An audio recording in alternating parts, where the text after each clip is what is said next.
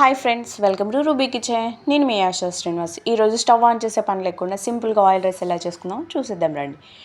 ముందుగా మనం ఎంత రైస్ కావాలో అంత రైస్ తీసుకొని నార్మల్గా వాటర్ ఎలా తీసుకుంటాం మెజర్మెంట్స్ అలా తీసుకోండి. ఇప్పుడు వచ్చేసి కరివేపాకు, కొత్తిమీర, పుదీనాని చాప్ చేసుకొని అలాగే వేసుకోండి. ఫస్ట్ కొంచెం వేసుకోండి, తర్వాతకి చెక్క, లవంగాలు, నెక్స్ట్ సాజీరా, నెక్స్ట్ వచ్చేసి జీరా, తర్వాత ఇలాచీలు, బిర్యానీ ఆకు అండ్ మిర్చి ఇలా వేసాక మళ్ళీ నెక్స్ట్ ఆయిల్ అండి.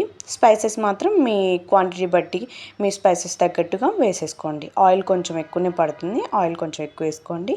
రైస్ సరిపడినంత సాల్ట్ అండ్ ధనియా పౌడర్, కలర్ కోసం ధనియా పౌడర్ 2 స్పూన్స్ అలా వేసుకోండి.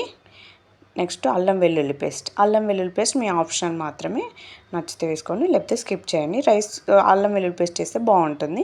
ఒకసారి మిక్స్ చేయండి. మీకు ఇక్కడ ఆనియన్స్ వేసుకోవచ్చు, లేదంటే క్యారెట్, ఆలు, సోయా అవన్నీ వేసుకోవచ్చు. అంతే అండి, మూత పెట్టేసుకుంటే ఎంతో సింపుల్గా అయిపోతుంది. మీరు మధ్యలో ఒకసారి తీసి ఒకసారి కలిపేసుకొని దాని మీద సన్నగా చాప్ చేసుకున్న కొత్తిమీర, పుదీనా వేసుకోండి. అలాగే కొంచెం ధనియా పౌడర్ కూడా స్ప్రెడ్ చేయండి.